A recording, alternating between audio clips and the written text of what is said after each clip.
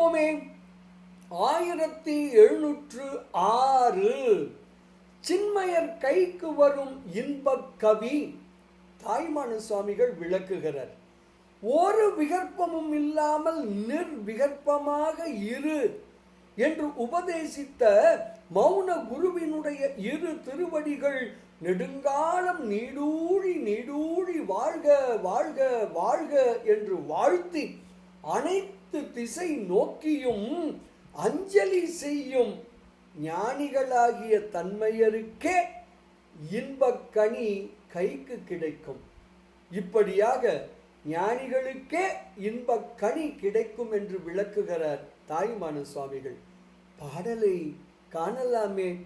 ஒன்றும் அறநில் என்று உணர்த்திய நம் மோன குருதன் துணை தாள் நீடூழிதாம் வாழ்க என்று என்றே திக்கு அனைத்தும் கை குவிக்கும் சின்மயராம் தன்மையர்க்கே கைக்கு வரும் இன்பக்கனி என்று தாய்மான சுவாமிகள் தனது உடல் பொய்யுறவு எனும் பாடல் பகுதியில் 19வது திருப்பாடலில் மிக அழகாக விளக்குகிறார்.